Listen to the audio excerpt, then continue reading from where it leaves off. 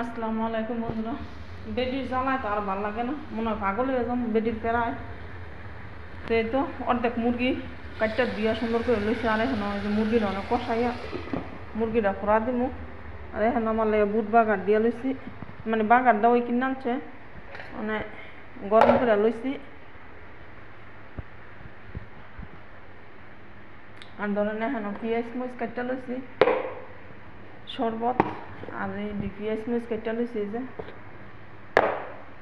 এই দিদি আজকে ইফতারি ভাত অল্প সাইডে রান্তাছি, কোনো মতন একটু ভোর রাত্রে খাইতে ভালোই ছিল। আজকে তো আর কলা নাই, যে কলা খামো, তো দরকার লাগে 12 বাজে উঠে যাতে ভাত খেয়ে যাইতে,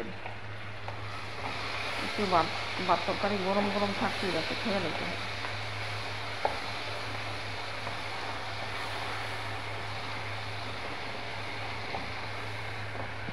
এই তো এখন মশলা সব লয়ে লইছি, একবারে ডাইলা দিব। আর এখন আমার ভাতটা বয়ে দিছি, কালকা ভাত রাঁধছি, একটা মোটো ভাত খাইতে পারি না, সব খালাইছি। ঠিক আছে, ইয়ে লেগে আজকে ভাত কমায় বয়েছি। কোনো কাম দিয়া গেলে আমার কাছে ফেরা লাগে, কোনো কাম দিয়া গেলে।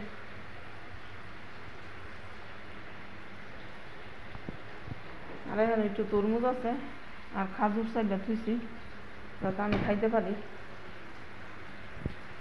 ঠিক আছে,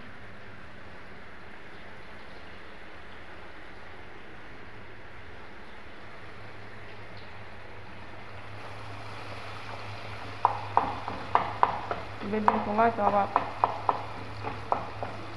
দেখলে মানে খোদা শুরু করবো, ইয়ার লেগে অনেক ভালো করে এদিকে বাজি করতে দিব। এদিকে ভালো করে বাজিয়া এরপরে ই করতে দেবো। বেদিন সময় দেখলে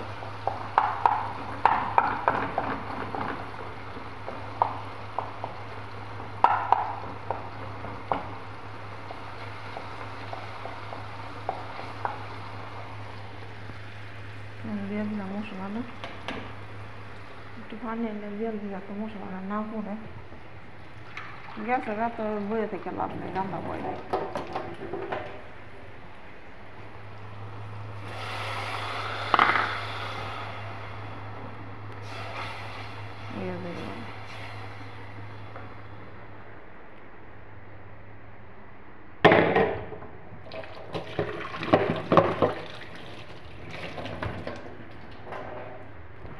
আমার ভাত হয়ে গেলে, তরকারি হয়ে গেলে